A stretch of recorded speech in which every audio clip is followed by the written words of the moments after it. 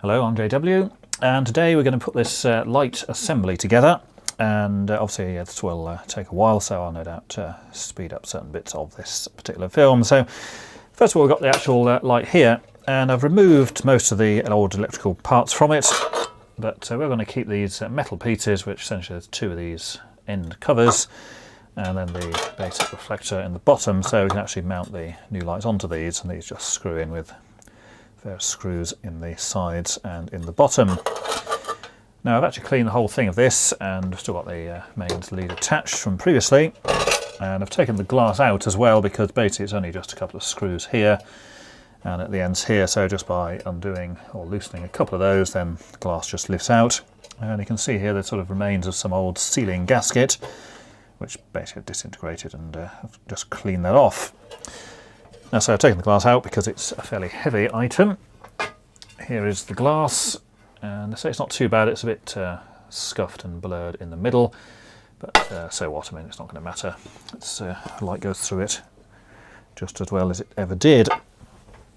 So that's the actual light housing there, and of course we have these with the rotating top on and the 3 LEDs inside, and also the little boards here with the 10 LEDs on the front, and we've also got the plastic lenses which we'll use in various places, so sort of magnification type things.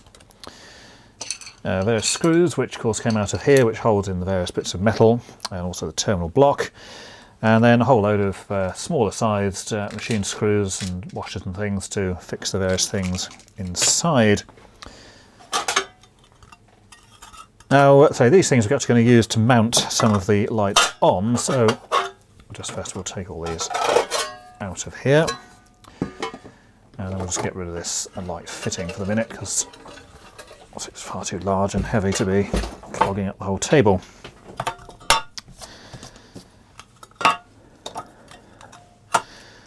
Now we're going to get two of these, and these are actually going to be mounted into the side of this plate here. So basically that'll be the top, and then that will actually be on the horizontal mounting. And then we're going to do the same at the other side. So basically we're going to have two of these sitting like that. And although the light will come out the front, of course, we will have that reflector underneath. So of course it will reflect out in various different directions. Now I've taken the back off of these, just got the basic plastic plate at the bottom, which we're going to keep.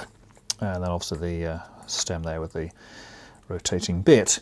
And so we've seen all these parts in previous videos if you want to see what they actually look like. Now this hole is where the original holders for the halogen tube fitted, so what we need to do is make those a bit bigger so we can accommodate the hole for the motor. And it just happens that the size of those is fairly similar to the size of that back plate, so I'm just going to go in there and cut a hole with it. Cutters for the holes there, and also got a drill here with the suitably sized bit in the end, so we can drill holes for mounting and then use the various bits of assorted hardware to fix those in position.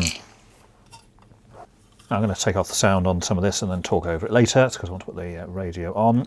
And for those that don't know, if you attempt to put any kind of music on YouTube in a video, it'll probably get flagged up for copyright, and then the video will be taken down and not seen by anyone, so obviously we don't want that to be happening. Now I just need to fit both of these onto these two end plates, and although there is a hole in the middle there, it isn't actually quite big enough, and essentially I want the motor just to poke through, sort of like that, and then the green bit will be fixed on. So I'll just use these cutters to make the hole somewhat bigger. This is some kind of soft aluminium alloy or something, so fairly easy just to cut through with those snips there. And it doesn't have to be particularly tidy because, bearing in mind, it's just getting it big enough so that the actual motor will fit through the hole. So just bend away the various tabs and things there, and then we'll just trim away the bit on the back so then the motor can fit through.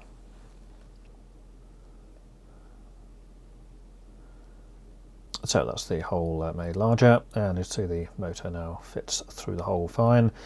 And then we're just going to fix the green plastic part onto the metal.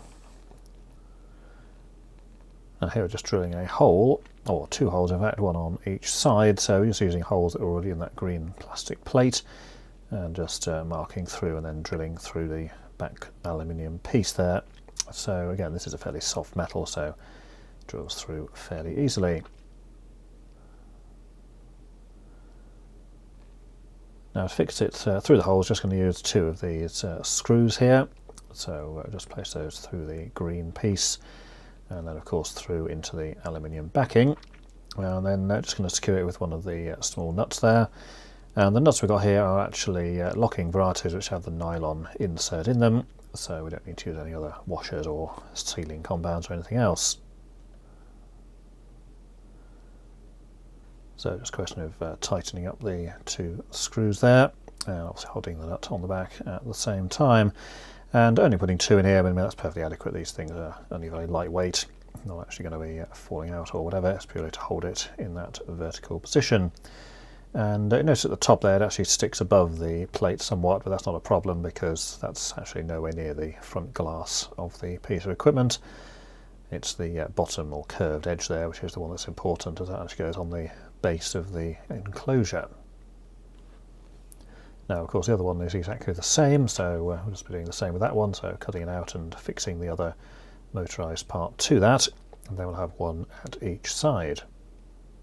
Now the next thing to attend to are these small circuit boards, so we're just having a look there with some light behind to see where the tracks go, as we're going to need some holes in these to mount these in place. So there is actually quite a wide margin around the edge, so I'm just going to drill a hole there, and of course one at the other side as well.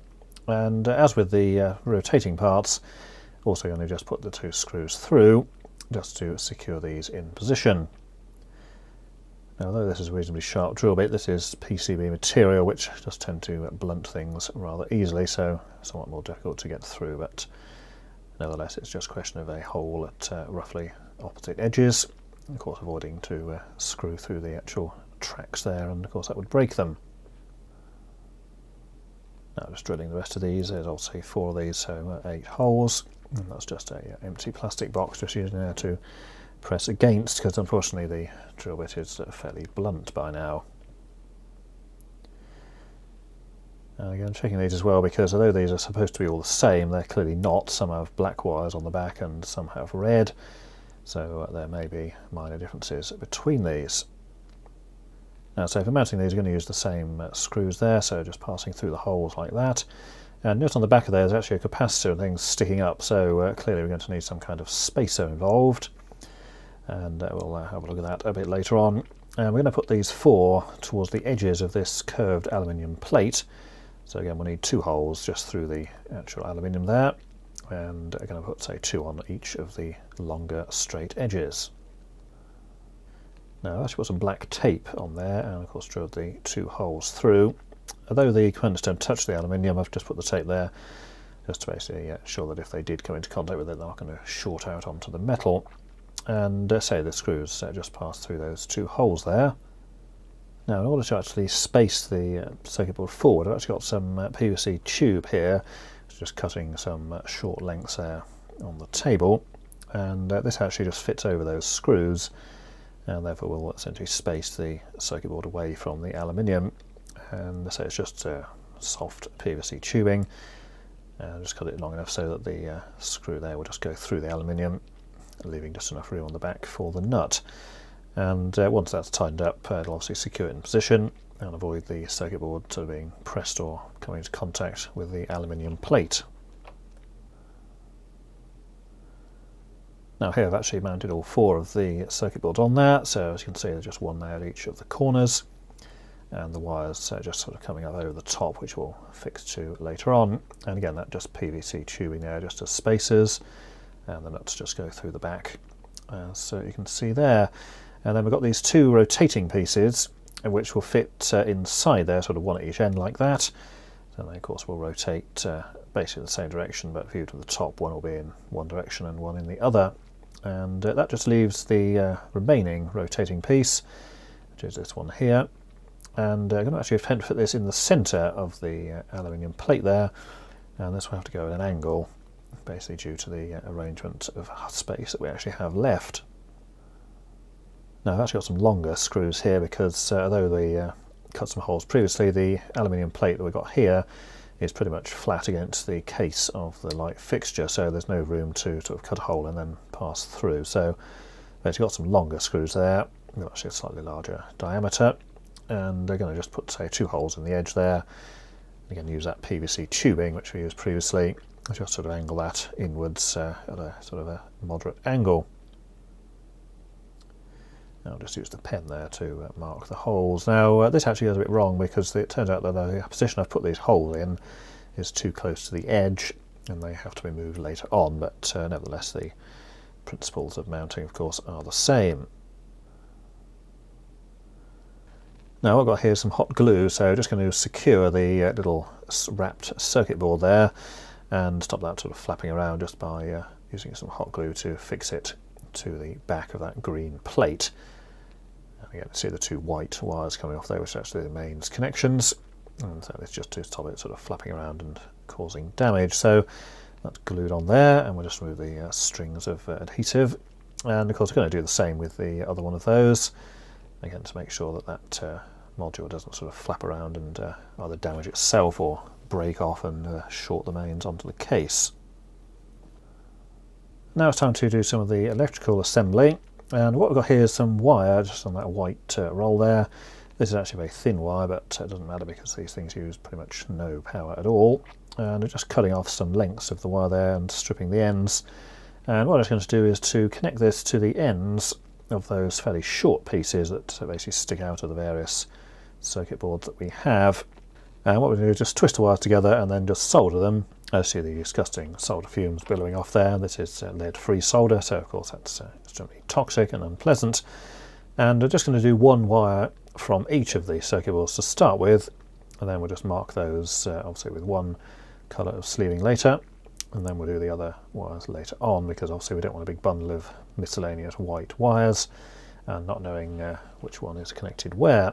So again, it's just twist them together and then just apply the solder over the top. And of course there's quite a lot of these to do, so we're going to be pretty much the same.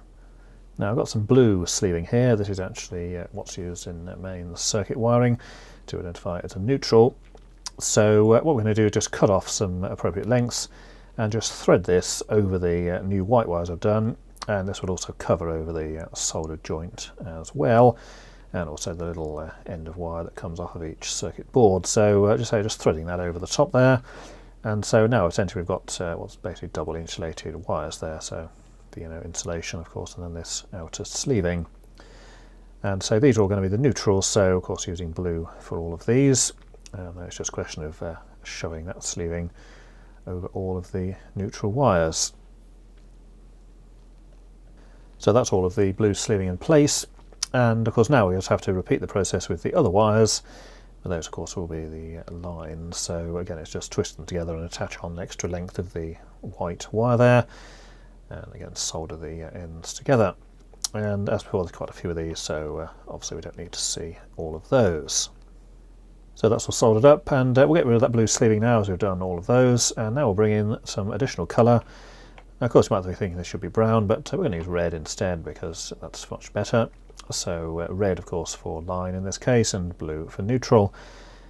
And this is pretty much the same as before, just going to cut off some suitable lengths and then again thread these over the wires that we had previously.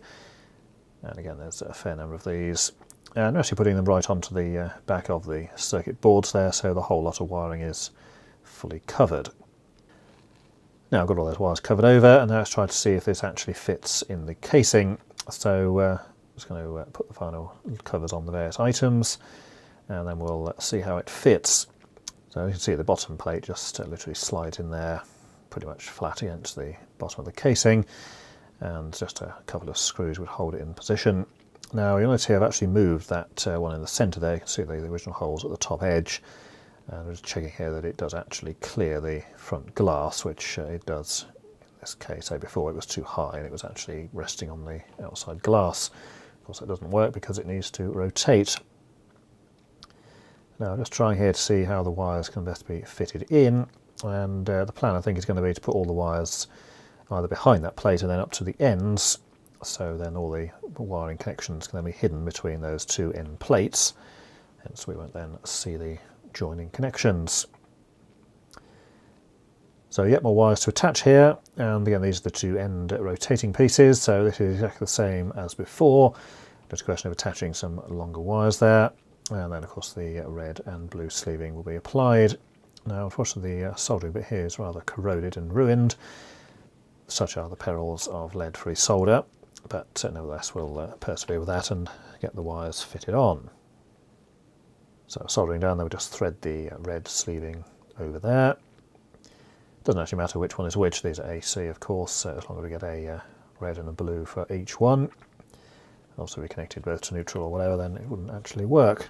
So again, we'll just slide those over there to make sure the wires are fully covered. And then we'll do the same with the blue on the other wire. I'm using these colours primarily because this is a sort of sleeving which is purchased in rolls of 100 metres. Blue is seldom used because it's generally to identify neutral, and most cables already have a blue in them. And red is not used much either now because it's only used on older wiring circuits, so we're just going to use those as we've got more of those than the brown variety. So that's the one there just done, and of course the other one is exactly the same. We'll just cover those pieces of wire the same, and again they've been soldered up with the extensions as with everything else. So back with the case here, and again just seeing how these things will actually fit. And it's now going to be a bit of a challenge to make sure all of these wires actually go where they are supposed to. So we're going to have the 3 rotating items, sort of one at each end on a horizontal, and then the one in the middle at a sort of different angle. And then we've got the 4 sort of different colour changing LED circuit boards there, one at each corner of the main reflector.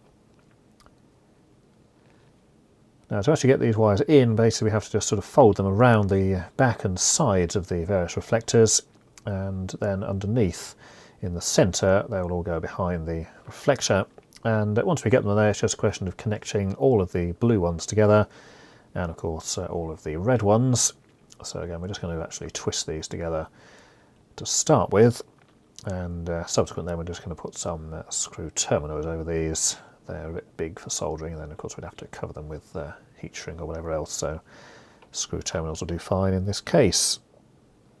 Now these are just white plastic screw terminals, fairly commonly available, and it's just going to be a question of placing those over the ends of the wires there, also the red and the blue, and just tightening those down.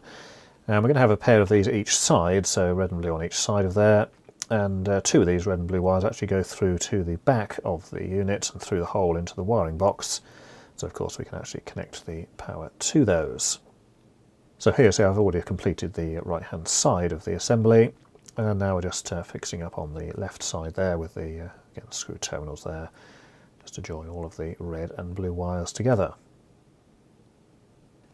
Now just fitting the end plate on the left there, and you can see at the bottom there in the wiring box the red and blue wires coming through there, which will connect into those terminals later on, also fitting it to the mains lead. Now these end plates are only held in with 2 screws, sort of one at each side, but it's just a matter of getting the wires and things aligned so that we don't crush the wires between the metal or put a screw through the middle of them. But once in place, just tightening down the screws there, and again making sure it's all lined up and correctly in position. Now that's the basic assembly complete, so I just hooked it up to the testing machine here, and as you can see there that it does actually turn on, and of course it was actually confirmed as safe to use. Now, as I saw in the previous part there, the thing itself is now basically complete, and a quick test there did confirm that it's A, safe, and B, does actually work, so that's fine. But there's a couple of other little bits here before we actually test the thing out in a larger location, and one of which is that the glass here, as you can see, is quite loose, and this is because originally it had some kind of gasket thing around the inside here, which has been removed. And on the inside of it here, then again there was originally some kind of seal in this slot here, which sort of pressed against the glass. Now this is not going to be used outside, so it doesn't actually have to be waterproof or anything, so that's not an issue, but we do need to put something in here. You'll say the glass is only held in with a couple of screws, so pretty loose and flapping around there. And the other thing, which wasn't shown in the other video, I have put the cover back on there for the terminal box there. This is one that was inexplicably made of steel, and the whole rest of the thing is some kind of cast aluminium. So anyway, clean the rest off, just put that back on there with the 2 screws. And the bracket here is actually steel as well, although this doesn't actually appear to have been corroded. It was purely the lid for some reason. Now what we're going to use for the lid here is some of this, and this is basically the stuff that you can buy to put around windows and doors. This is the better quality stuff. It's actually EPDM, some sort of rubber material with self-adhesive on the back. You can get some of this, certainly in the UK anyway, which is basically foam with a plastic film stuck over the top, and that stuff is absolutely useless because it tears and shreds to bit after literally a couple of months, and then eventually the foam inside just goes crumbly and turns to dust, so all you're left with is a thin bit of plastic film stuck. But this is actually the proper rubber material, so put a few pieces of this around here, and hopefully that will stop the glass rattling.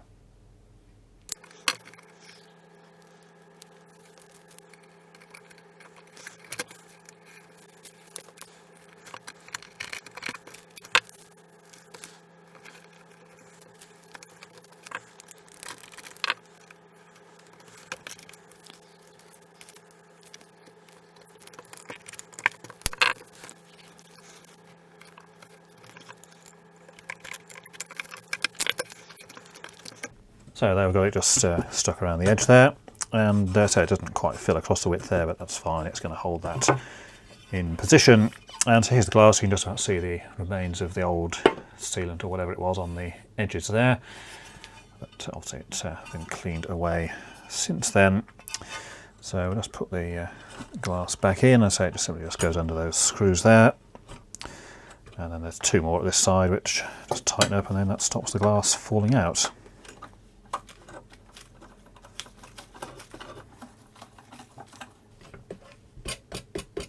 So that's much better there. You see it's not loose or rattling around. So let's just see how it closes.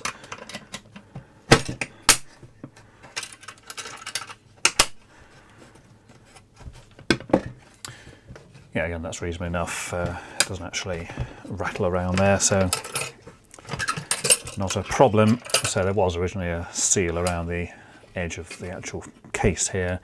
It's like a slot there, but say it doesn't particularly matter because say this is not going to be used outside or in the rain or anything, so it doesn't actually need to be waterproof. So that's fine. That's secured it in place.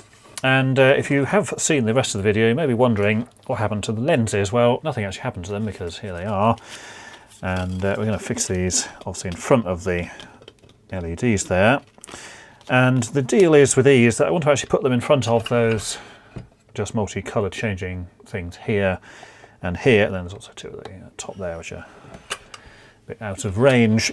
And the easy way to do this is, rather than trying to mount them in the case here, is actually to fix them directly to the back of the glass.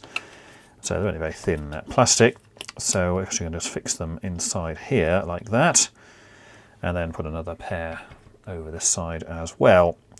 And these are actually angled, and of course these are not, but that's fine because we don't want necessarily a perfectly focused beam there. It's just to give some sort of extra points of light rather than just having it as a general all-over illumination. So what we'll do is get some tape for these and actually fix those directly to the back of the glass, and then of course they'll line up with the lights themselves. So I've got some double-sided tape here, and what we're going to do is put some strips here and then just stick the lenses onto that. So I'll just put a piece across here. So just two lines of tape there. Ideally it would be transparent, but white is all we happen to have, so we'll have to make do with that. And what we'll do then is just stick the lens down onto the tape there, and obviously do the same with another one.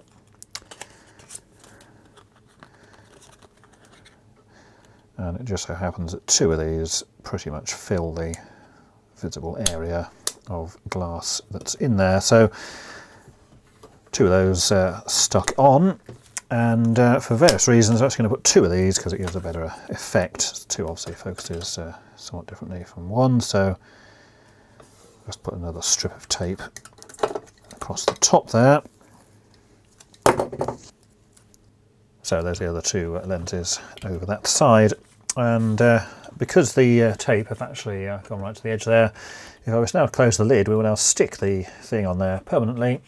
Obviously we don't want that to happen, so what we'll do is just get a bit of this plastic wallet that these things were supplied in, and we'll just stick a bit over the exposed bits of tape up at the end there. So if we cut across, then we can actually peel the tape from the glass. So doing it will stick to this plastic somewhat better than it does to the glass itself.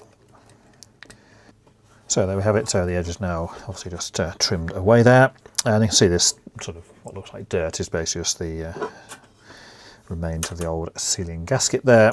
So we can now close this up and obviously clamp the lid in place. And then you'll see that those lenses now just line up over the sort of multi-colour changing LEDs here, and of course correspondingly over there. And we now have thousands of reflections of the ceiling lights to go with it as well.